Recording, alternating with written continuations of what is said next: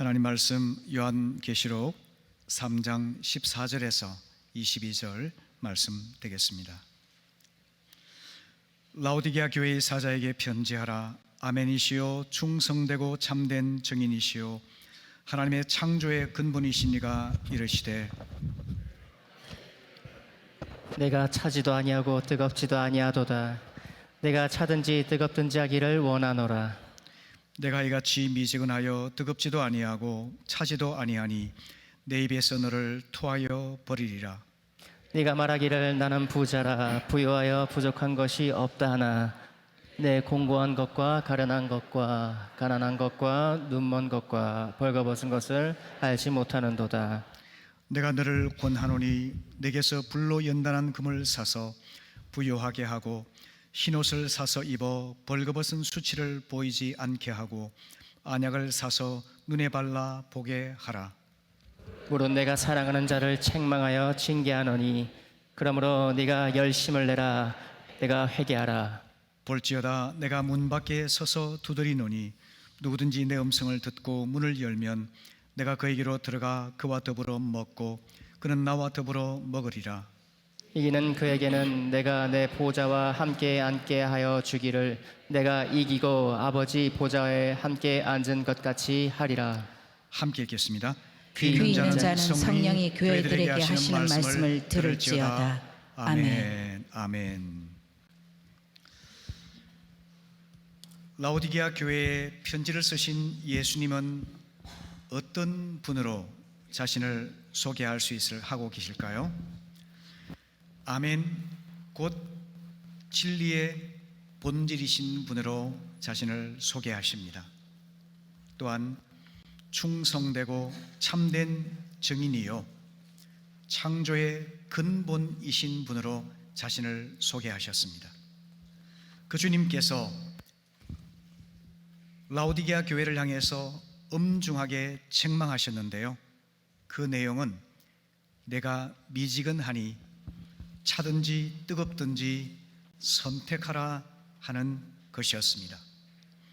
지난주에 이어서 오늘은 주님의 권고와 명령과 약속에 대해서 생각해 보려고 합니다.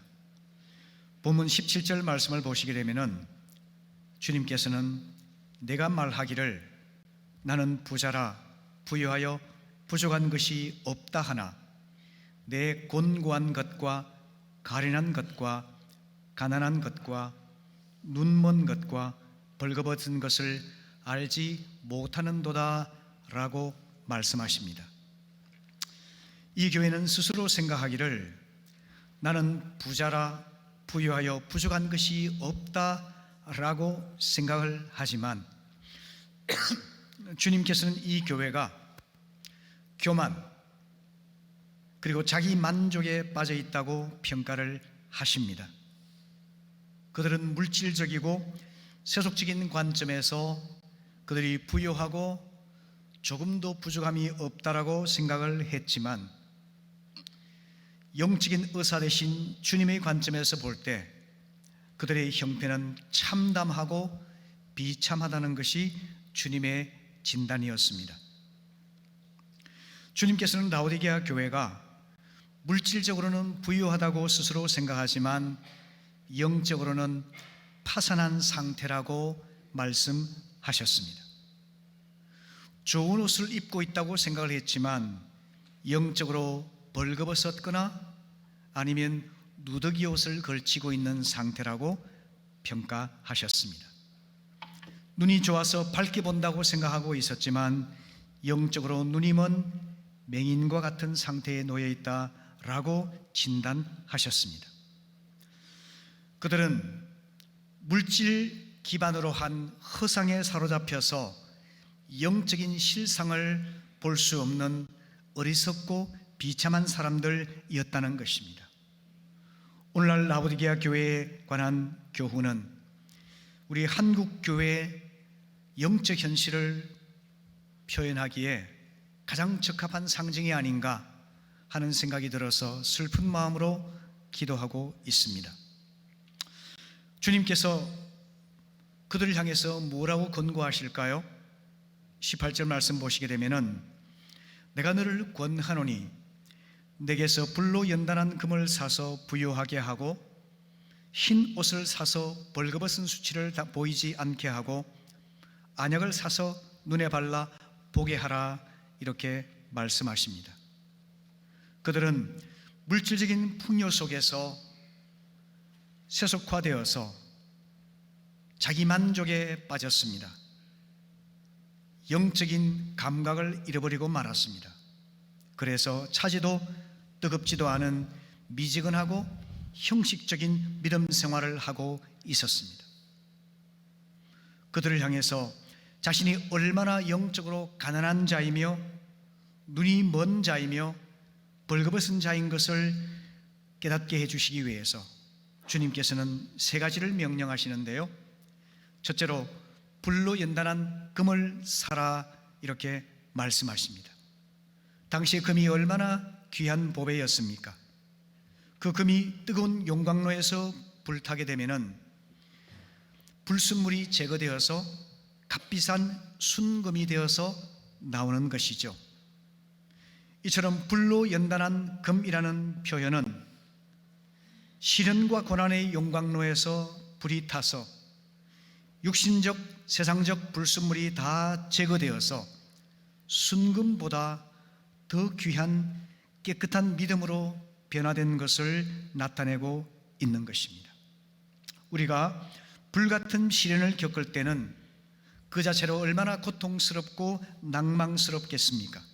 하지만 이 시련을 잘 통과하게 되면은 우리는 순금보다 귀한 믿음의 소유자로 거듭날 수 있게 된다는 격려의 말씀인 것입니다. 베드로전서 1장 7절의 말씀 같이 읽어보겠습니다. 시작. 너희 믿음의 확실함은 불로 연단하여도 없어질 금보다 더 귀하여 예수 그리스도께서 나타나실 때에 칭찬과 영광과 존귀를 얻게 할 것이니라. 아멘. 금은 불로 단련되면 순금이 되지만 이것도 시간이 지나면 없어질 수밖에 없다는 것입니다. 하지만 우리의 믿음은 시련과 고난의 용광로를 거치면서 금보다 더 귀한 것이 되어서 우리 주님이 다시 오실 때에 칭찬과 영광과 존귀를 얻게 해주시는 소중한 보배라는 겁니다. 성도 여러분, 시련과 고난이 있을 때 감내하는 인내를 배우시기를 바랍니다. 우리 믿음이 용광로에서 연단되어서 금보다 더 귀한 믿음을 소유하여 하나님 앞에서 영적인 부자로 살아갈 수 있기를 바랍니다. 아멘. 두 번째로 주님은 흰 옷을 사서 입으라 말씀을 하십니다. 첫사람 아담과 하와는 범죄한 후에 수치심을 느껴서 무화과 나무 잎으로 그들의 벗은 몸을 가렸지 않습니까? 이처럼 옷은 벌거벗은 몸을 가리는 도구로 사용되었던 것이죠. 하지만 세상에서 아무리 화려하고 비싼 옷을 입는다 하더라도 우리 마음 속에 숨어 있는 죄의 수치를 가릴 수는 없는 것입니다. 모든 인간은 다 죄로 더러워져 있기 때문입니다. 그래서 이사야 64장 6절 말씀을 보게 되면은 우리는 모두 부정한 자와 같고 우리의 모든 의는 더러운 옷과 같아 라고 고백을 하고 있습니다. 값싼 옷을 입을지라도 예수 보혈로 죄 씻음을 받은 자는 어렵다 일컬음을 받고 천국잔치에 참여하기 조금도 부족함이 없는 예복 입은 자가 될 수 있는 것입니다. 누가복음 15장에서 탕자 이야기를 기억하실 겁니다. 탕자는 아버지 집을 떠나서 허랑방탕한 생활을 했습니다. 마침내 생존을 위해서 부끄러운 몸으로 아버지 앞에 돌아왔을 때 아버지는 어떻게 하였을까요? 아들이 입고 있던 누더기 옷을 벗겨주고 준비해 놓았던 제일 깨끗한 옷을 그에게 입혀주십니다. 누가복음 15장 22절 같이 읽어볼까요? 시작. 아버지는 종들에게 이르되 제일 좋은 옷을 내어다가 입히고 손에 가락지를 끼우고 발에 신을 신기라. 아멘. 하나님께 나오게 되면은 죄로 범벅이 된 우리의 누더기 옷을 벗겨 주십니다. 그리고 벌거벗은 몸을 그대로 수치스럽게 내어두지 아니하시고 예수 그리스도의 완전하고 깨끗한 의의 옷을 입혀 주시는 것입니다. 이것이 칭의라고 하는 개념입니다. 믿음으로 예수 그리스도께 나와서 의의 옷을 입은 자만 하나님의 천국 잔치에 들어갈 수 있음을 꼭 기억하시기를 바랍니다. 예수를 주로 고백하고 주님이 입혀주시는 의의 옷으로 갈아입고 천국 잔치에 들어갈 때 우리 주님께서 두 팔을 펼치고 환영하여 주실 것입니다.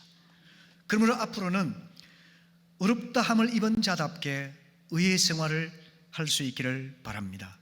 로마서 13장 13절 이하의 말씀, 낮에와 같이 단정히 행하고 방탕하거나 술 취하지 말며 음란하거나 호색하지 말며 다투거나 시기하지 말고 오직 주 예수 그리스도로 옷 입고 정욕을 위하여 육신의 일을 도모하지 말라, 이렇게 권면하십니다. 여러분, 더러운 옷은 방탕함이나 술 취함이나 음란이나 호색이나 시기나 다툼과 같은 것들입니다. 그 낡고 더러운 옷을 다 벗어버리고 이제는 정결한 예수 그리스도의 옷을 입어서 하나님의 백성답게 살아갈 수 있기를 바랍니다. 아멘. 세 번째로 주님은 안약을 사서 발라 보게 하라, 이렇게 권면하시는데요, 세상 정욕에 취하고 물질 욕심에 빠지게 되면은 영적으로 둔감해지고 어두워지게 됩니다. 그래서 영의 눈이 감겨버리고 볼 수 없게 되는 것입니다. 어떻게 하면 영의 눈이 뜨여지고 그리고 밝게 볼 수가 있을까요? 자력으로는 불가능한 것입니다. 오직 빛 대신 주님께 적극적으로 나오게 될 때 주님의 빛이 우리를 밝히 보게 하는 것입니다. 하나님께서는 우리 영적인 눈이 밝아져서 볼 수 있게 되기를 기대하십니다. 믿음으로 받은 구원이 얼마나 영광스럽고 귀한 것인지 깨닫게 되시기를 원합니다.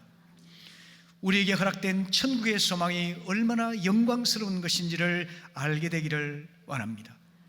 모든 믿는 자에게 임하여 계신 성령님의 권능이 얼마나 강력한 것인지를 깨닫게 되기를 원하시는 것입니다. 그래서 에베소 1장 18절 이하에서 주님께서는 이렇게 말씀하십니다. 같이 읽어볼까요? 시작. 너희 마음의 눈을 밝히사 그의 부르심의 소망이 무엇이며 성도 안에서 그 기업의 영광의 풍성함이 무엇이며 그의 힘의 위력으로 역사하심을 따라 믿는 우리에게 베푸신 능력의 지극히 크심이 어떠한 것을 너희로 알게 하시기를 구하노라. 아멘. 우리의 영적인 눈이 열려지기를 축복합니다. 아멘. 마가복음 10장 51절에 보게 되면은 태어났으면서부터 소경이 되었던 바디메오는 사람들의 제지를 물리치고 예수님께 나와서 큰 소리로 부르짖지 않습니까? 주여 보기를 원하나이다. 그가 간절한 마음으로 소리치며 주님께 나왔던 것처럼 우리의 감겨져 있는 그리고 어두워져 있는 영의 눈을 열어주시도록 우린 주님께 부르짖고 소리쳐야 될 줄로 믿습니다. 아멘. 오늘 주님께서는 본문에서 나에게서 사라, 이렇게 말씀을 하셨는데요, 금을 사고 옷을 사고 그리고 또한 안약을 사라고 말씀을 하십니다.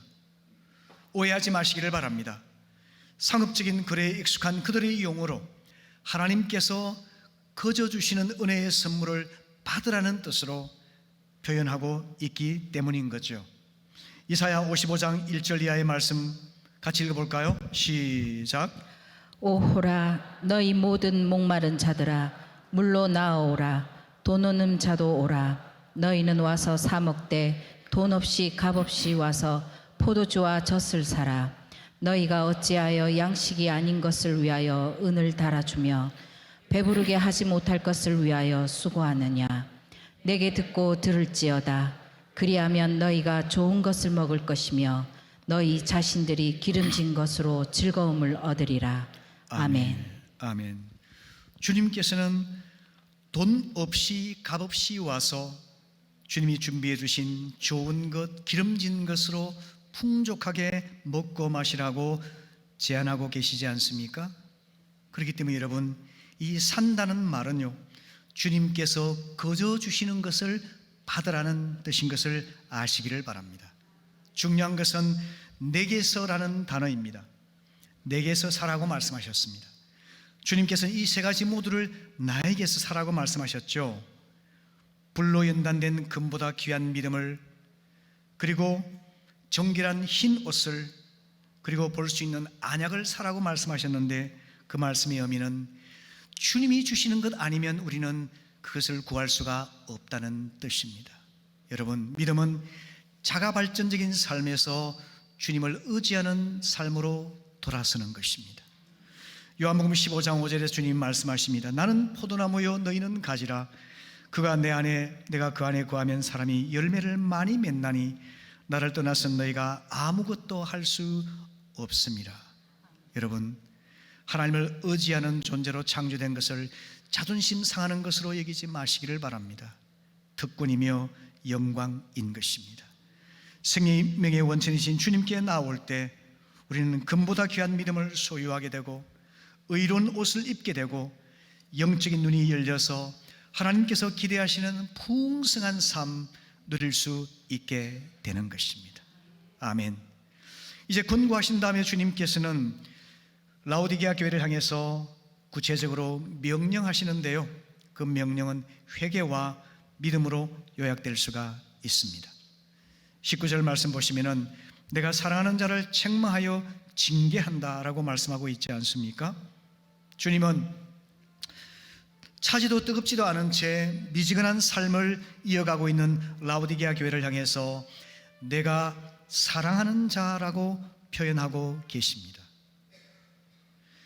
주님의 죄를 극도로 미워하는 분이시지만 역으로 죄인은 뜨겁게 사랑하시는 분이십니다.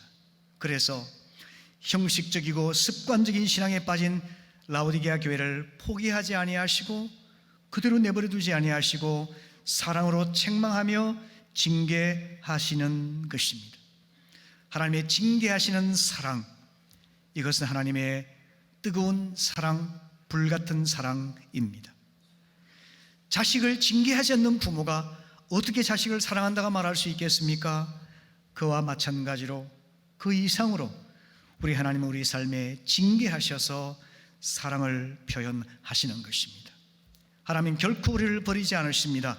호세아 11장 8절 말씀 보게 되면은 내가 어찌 너를 버리겠느냐, 이스라엘아 내가 어찌 너를 원수의 손에 넘기겠느냐, 내가 어찌 너를 아드마처럼 버리며 내가 어찌 너를 스보임처럼 만들겠느냐, 너를 버리려고 하여도 나의 마음이 허락하지 않는구나, 너를 불쌍히 여기는 애정이 나의 속에서 불길처럼 강하게 치솟아 오르는구나, 이렇게 말씀하십니다. 바로 이것이 하나님을 저버린 이스라엘을 향한 하나님의 불같은 사랑입니다. 세상 정욕과 물질 욕심에 빠져서 신앙이 미지근해진 라오디게아 교회를 향하신 징계의 사랑입니다. 그리고 오늘 이 자리에서 세상을 짝하며 형식적이고 위선적인 믿음 생활을 버리지 못하는 우리를 향하신 하나님의 사랑인 것입니다. 이 하나님의 사랑의 호소를 귀담아 듣고 주께로 돌이키는 우리 모두가 될 수 있기를 바랍니다. 아멘. 주님 구체적으로 어떻게 명령하셨죠? 회개하라고 명령하십니다. 16절에서 네가 뜨겁지도 차지도 아니하니 내 입에서 너를 토하여 버리리라 경고하신 다음에 19절에서 내가 열심을 내라 회개하라고 주님이 명령하시지 않습니까?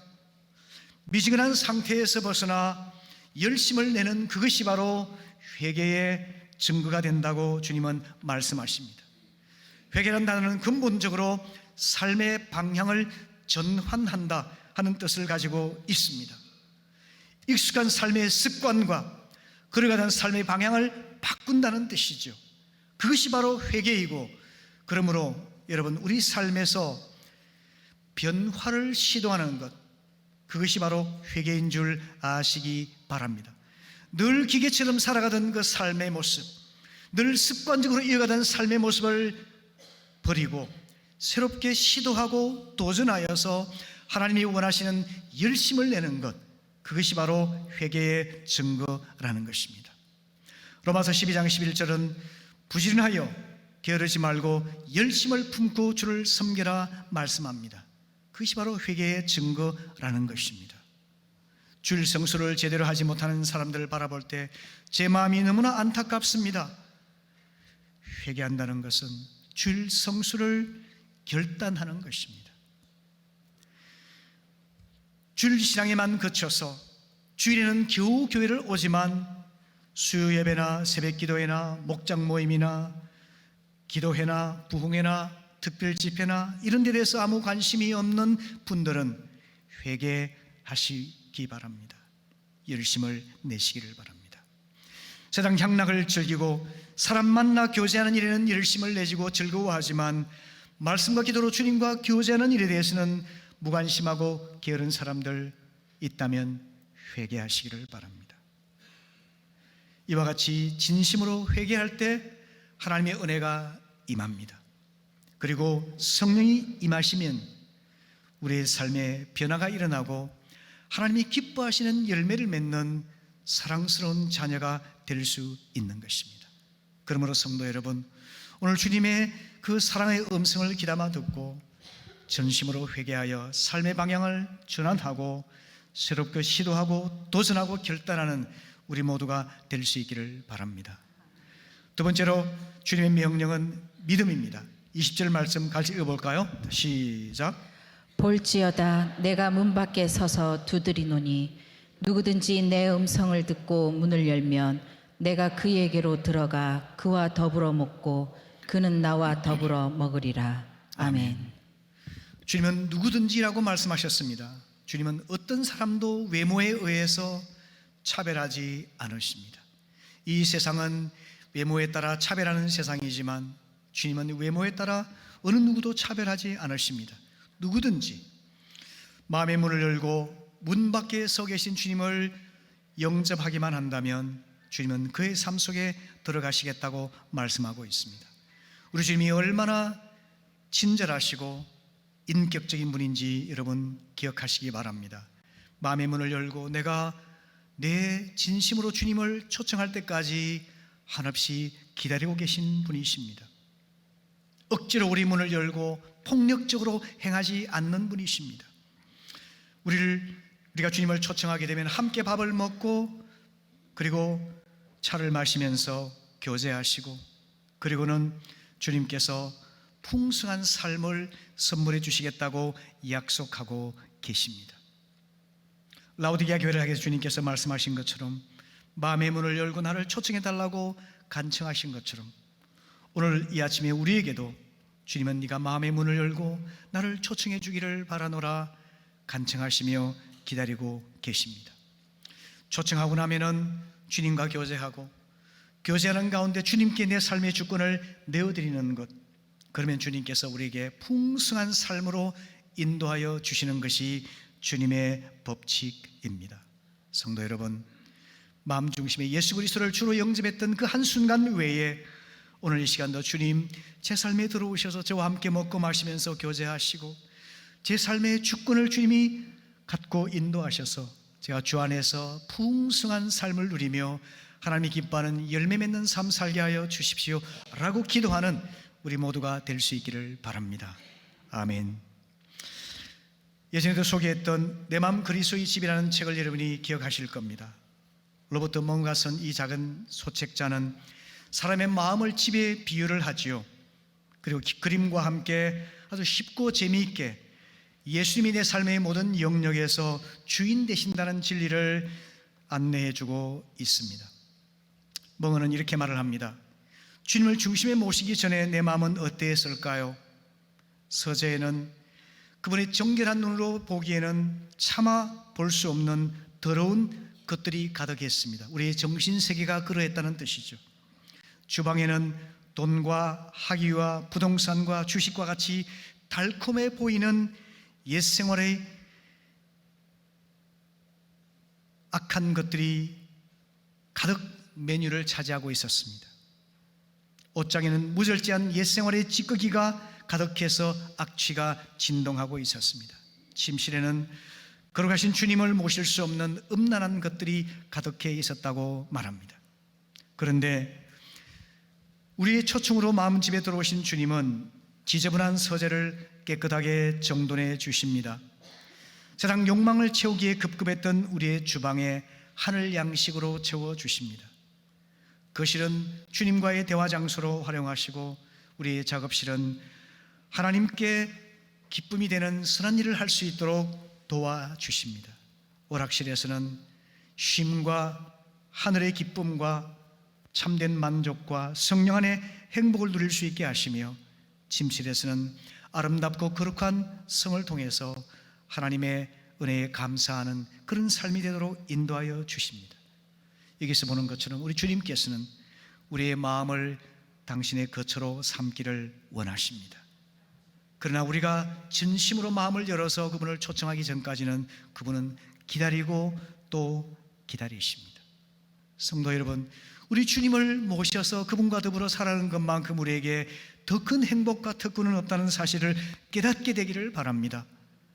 마음의 문을 열고 주님을 초청할 수 있기를 바랍니다.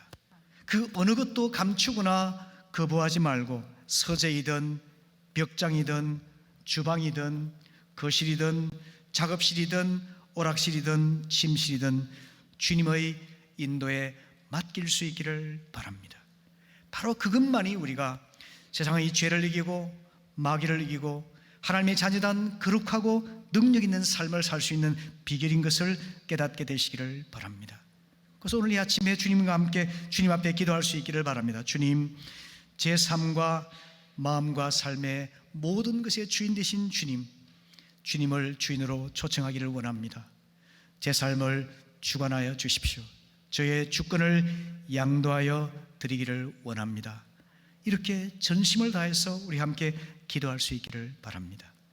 그럴 때 주님께서 우리의 삶을 인도하시고 풍성한 삶을 살게 하시고 아름다운 열매를 맺도록 도와주실 것입니다. 이 주님께서 우리에게 약속하셨습니다. 21절 말씀 보시죠. 이기는 그에게는 내가 내 보좌에 함께하여 주기를 내가 이기고 아버지 보좌에 함께 앉은 것과 하리라 말씀하시지 않습니까? 우리가 주님을 마음의 집에 모시면 주님이 우리 삶을 주관하셔서 하나님 아버지와 함께 풍성한 잔치에 참여할 수 있도록 인도하여 주시고 또 하나님 아버지와 함께 온 세상을 다스리는 권세를 얻게 하시리라 말씀하고 있습니다. 여러분, 이것이 주님께서 순종하는 자에게 주신 특권입니다. 말씀을 마무리하겠습니다. 성도 여러분, 주님께서는 스스로 부유하고 부족함이 없어서 하나님을 의지할 필요를 못 느끼고 자부심과 교만이 가득한 라오디게아 교회를 향해서 엄중하게 책망하셨습니다. 네가 차지도 아니하고 뜨겁지도 아니하고 미지근하니 내가 입에서 너를 토하여 내치리라 말씀하셨습니다. 우리 각자를 향하신 주님의 엄중한 책망의 말씀으로 여러분 경건한 두려움으로 들을 수 있기를 바랍니다. 주님의 권고의 말씀을 따라서 불로 연단한 금보다 귀한 믿음을 주님으로부터 선물 받게 되시기를 바랍니다. 그리스도의 의로 옷 입고 더 이상 세상에 누더기 옷을 걸치지 아니하고 죄의 더러움과 악취를 감추려 하지 말고 주님이 주시는 의의 옷을 입고 새 삶을 살아갈 수 있기를 바랍니다. 그리고 빛 대신 주님 앞에 나와서 영적인 눈을 뜨고 하나님이 주신 죄사함과 구원의 은혜가 얼마나 크신 것인지, 영원한 천국의 소망이 얼마나 영광스러운 것인지, 우리 안에 임하신 성령님의 역사가 얼마나 놀랍고 강력한 것인지 깨닫고 이제는 하나님의 기쁨이 되는 삶을 꼭 살아갈 수 있기를 바랍니다. 성도 여러분, 더 이상 미지근해서 게으르고 세속적인 삶에 안주하지 마시기를 바랍니다. 그것은 주님을 슬프게 만드는 죄입니다. 주님이 문 밖에 서서 기다리시면서 노크하십니다. 네가 마음의 문을 열고 나를 초청해주면 내가 들어와서 너와 함께 먹고 마시며 너의 삶을 풍성한 삶으로 인도하리라. 그리고 하나님이 기뻐하시는 아름다운 열매를 맺는 삶이 되게 하리라 말씀하고 계십니다. 이 주님의 음성을 귀담아 듣고 자신을 활짝 열어서 주님을 초청할 수 있기를 바랍니다. 내가 주인 되어서 주님을 임의로 모셨다가 버리고 하는 그런 어리석은 삶이 아니라 주님을 나의 주인으로 모시고 순종함으로 참된 자유를 누리는 우리 모두가 될 수 있기를 바랍니다.